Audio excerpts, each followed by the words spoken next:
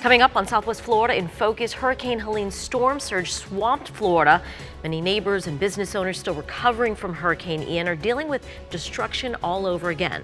From the science behind the surge to dealing with the trauma of another destructive storm, we have an in-depth look at how Southwest Florida is coping. That's coming up next on WGCU.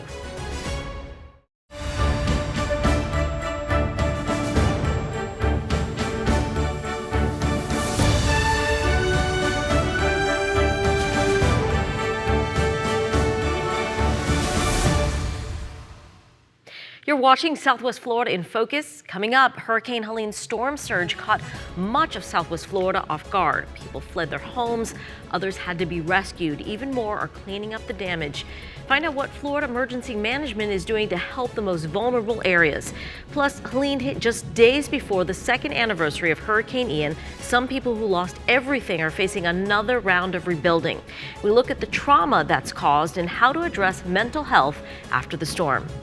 And hope after the hurricane. Meet the helpers who are pitching in to serve others. Hello, I'm Sandra Viktorova. Thank you so much for joining us. Well, a week after Hurricane Helene made landfall in Florida's Big Bend, people from Southwest Florida to the Carolinas will be dealing with recovery for a long time. Here in Southwest Florida, barrier islands and low-lying areas took the brunt of the storm surge. Photojournalist Andrea Melendez and I met people in Charlotte and Sarasota counties who had to flee as the water rose. Worse than Hurricane Ian. That's how many residents and business owners describe Helene's impact on Englewood Beach. Folks out on Manasota Key say they didn't expect the water to climb so high or so fast. Mike Adamanchuk is the owner from the Lock and Key restaurant across the street from the Gulf. We have been here for almost 30 years now, and we have never, not one time, had water that has made its way into the building here from a storm or any kind of storm surge. It was an eye-opener. It doesn't matter if they're hitting you, they're 150 miles off the coast, you just don't take it for granted. We all just want to get back up and get back working. Even for this gopher tortoise, Englewood Beach seemed like a very different place after Helene. The animal seemed displaced, trying to find its way across the massive amounts of sand pushed across the boardwalk and surrounding areas. In neighboring Sarasota County, Helene's damage was heartbreaking as well. Homes in this Venice community near the Mayaca River sat in water for about 2 days. That neighborhood got flooded during Hurricane Debbie in August, and they'll have to deal with repairs again. Here's resident Gina Garcia. What does your house look like? About 4 feet of water went in it. My refrigerator was tossed. All my furniture was moved around. My pool was black. And I had to kayak to my house. And there's still water in it. These homes sit in a flood zone. Helene's impact here means Garcia will move with her elderly mother to a home in Northport. She's 86 years old, and I can't put her through this. For Lori Davis and her husband, it's cleaning up after the 6th flood they've experienced since buying the home in 2021. It's speechless. It's like again and again we have to keep buying stuff, just buying new clothes and just being able to survive.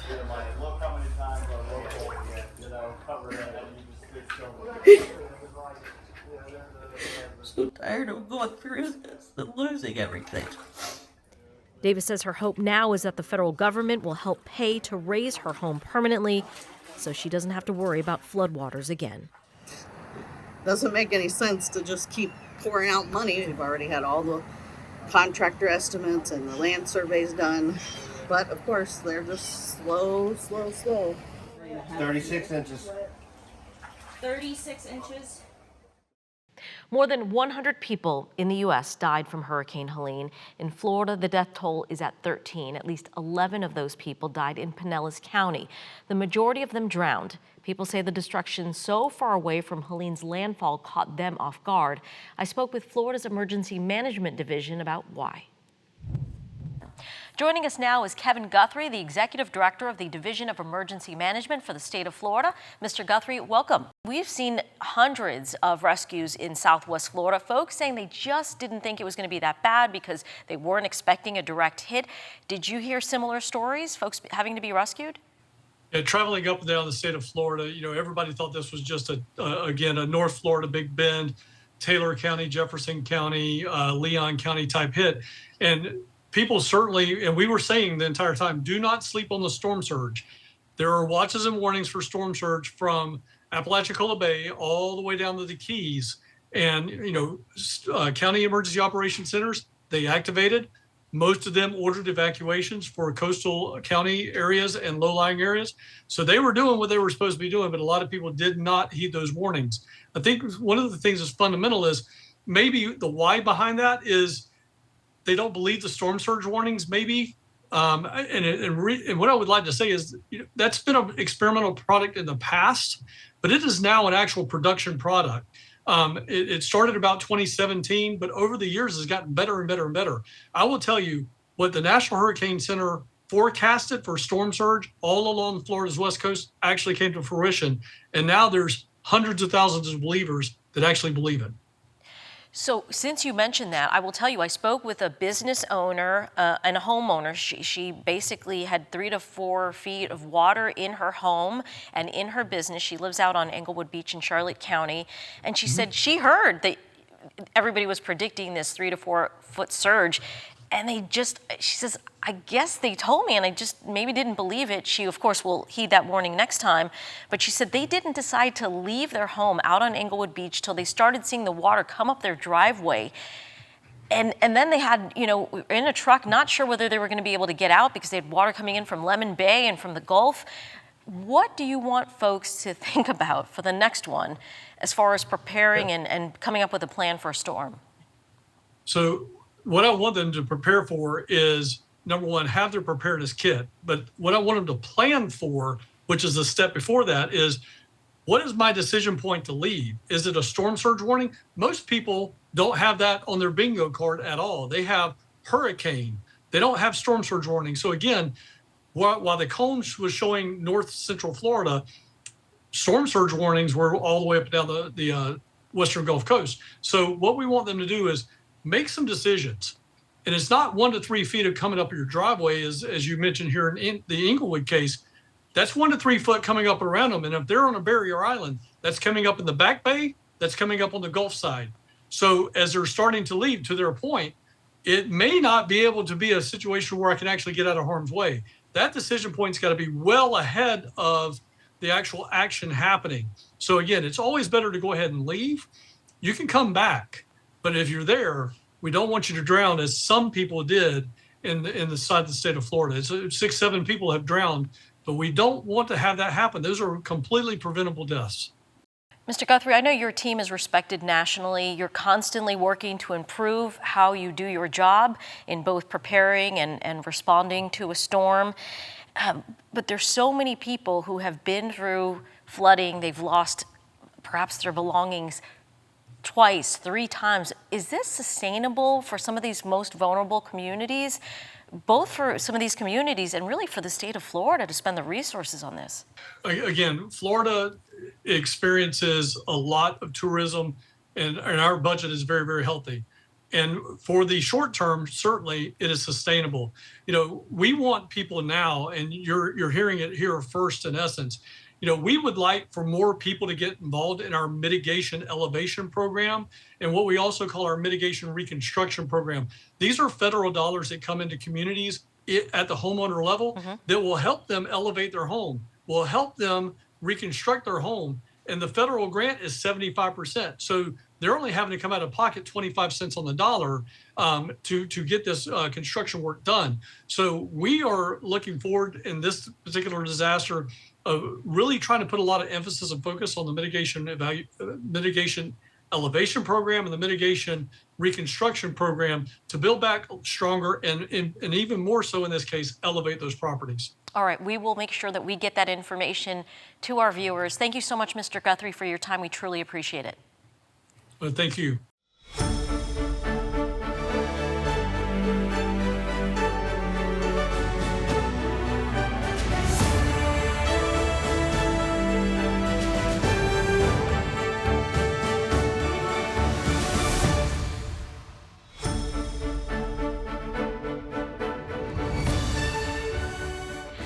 Homeowners and businesses are still cleaning up on Fort Myers Beach after storm surge inundated Estero Island.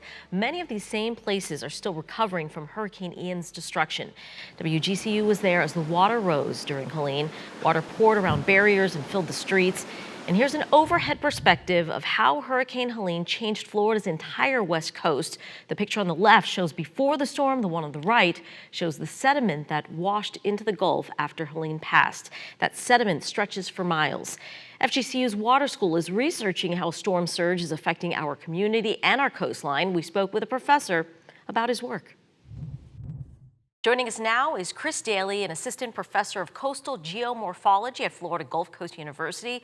Welcome, Professor. Thank you for your time. Thanks, Sandra, for inviting me. So you study how shorelines change, how our world changes. You know, there were so many folks in Charlotte, in Sarasota counties who say that they had lived there for decades and they've never seen flooding like this. And they worry, is this something that they need to, prepare for on a regular basis now?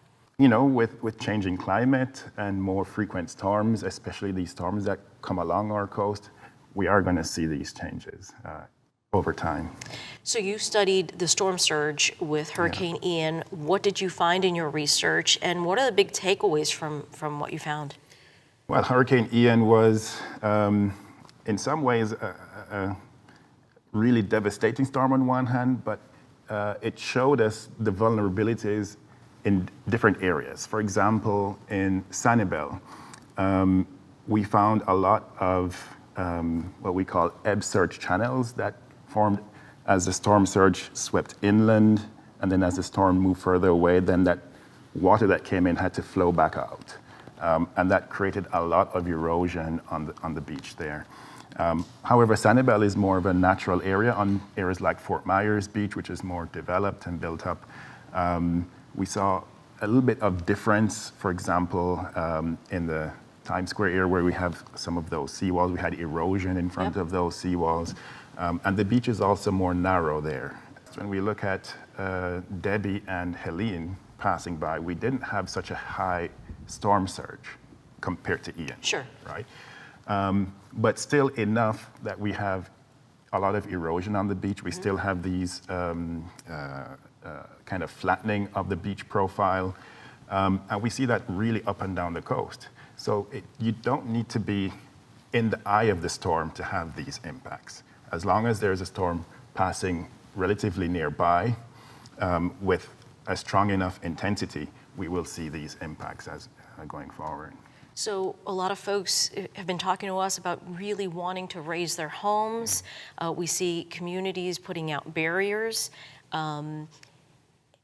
Not a cheap solution, certainly. A lot of money to be spent. Is this a practical solution, and will it really make our communities safer? I think what is currently being done is, a lot of beach nourishment. So Fort Myers Beach is currently nourishing or re-nourishing the beach after Ian. So that nourishment gives us a bit of a buffer, right? So we have that sand, and that sand is there to help reduce that wave energy, even for events like Debbie and Helene. Without that wide beach, then the surge can really come inland a bit more.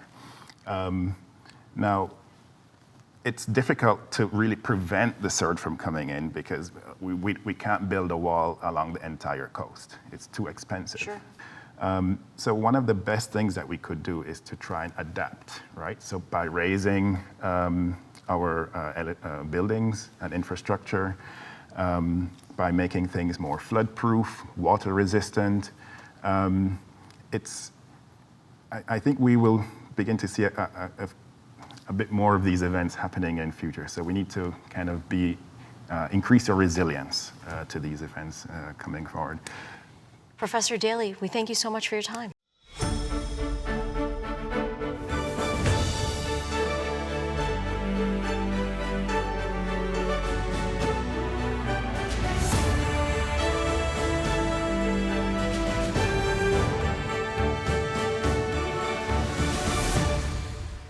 The The Punta Gorda Police Department says Hurricane Helene brought an estimated 6 to 8 feet of surge into parts of Charlotte County.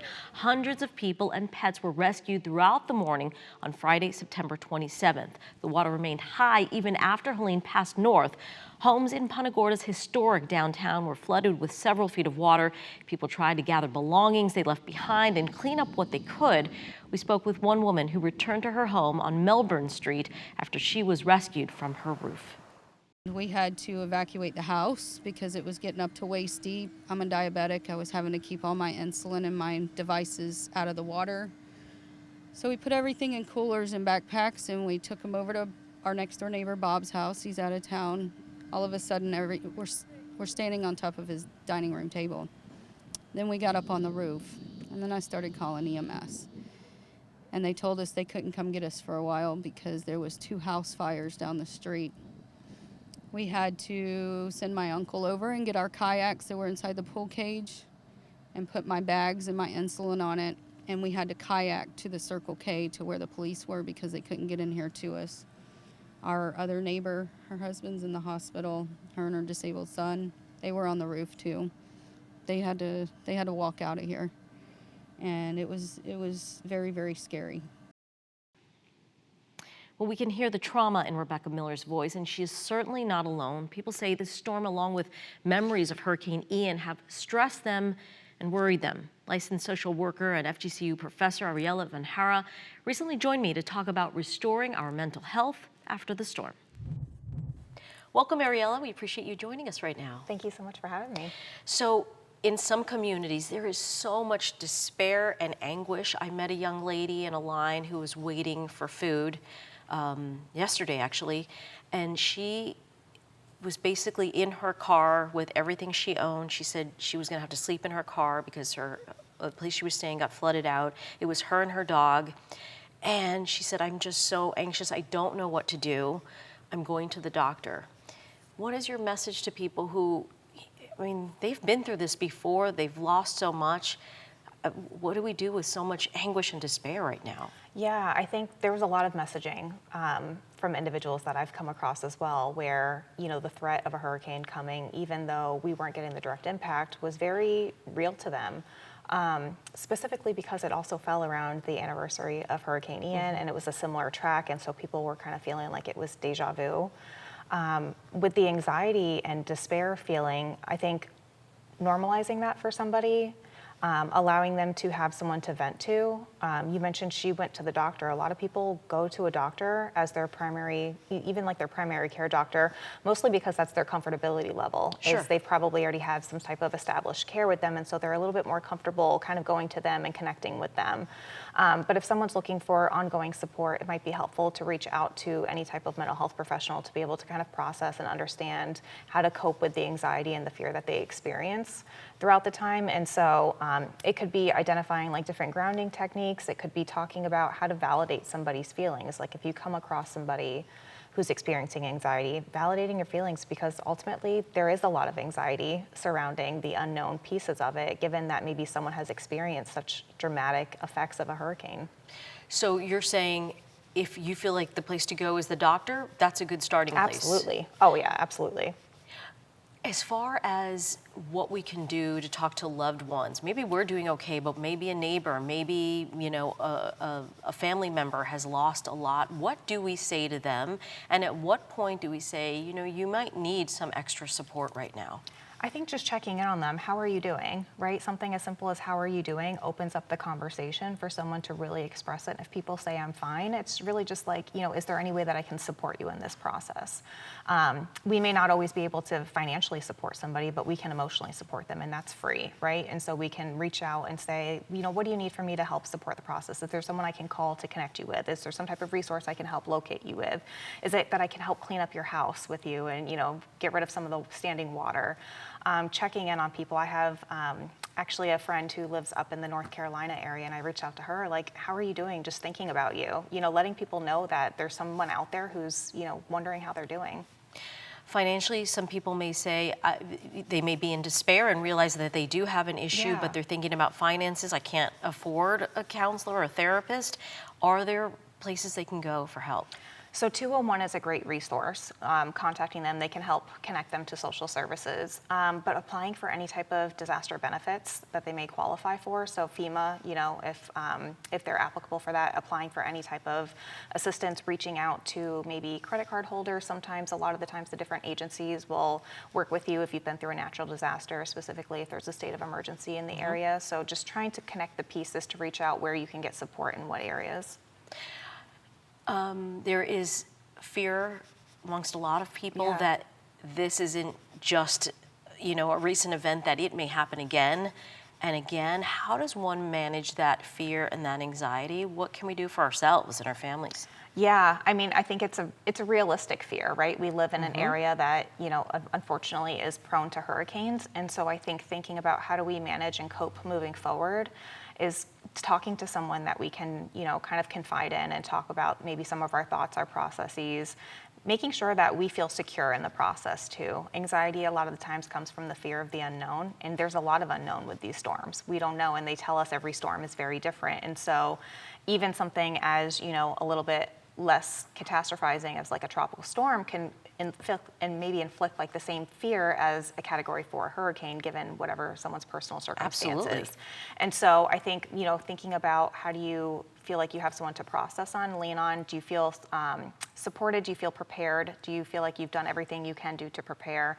But also if you feel like you need some additional support, reaching out to a professional. So to kind of process through some of the different anxieties and learn different coping skills, strategies. Some really helpful ones are like grounding techniques and mindful meditation. Share one real quick with me. So grounding one is going through the senses. And so, 5 things you can see, 4 things you can hear, kind of going through all those different pieces of it. With some of the littler kids, we like to play, I always say, let's play I Spy with ourselves, and let's go through the color of the rainbow. Find something red in the room, find something orange, find something yellow, and kind of go through that. And the idea is to reconcentrate your thoughts onto something else rather than like the racing thoughts of some of the distressing things that you may be thinking about. Any final message of hope you can share with us? I think, don't be afraid to reach out for support. I think there's a lot of people that feel like, I didn't have it as bad as some other people. But I think reaching out and really talking about it, you'll find that there's a lot of support, especially in the community. We kind of all stick together. I think we saw that with Hurricane Ian. We all kind of came together and rallied together. And I think just really reaching out. Thank you. Ariella, thank you for your time. Sure, thank you.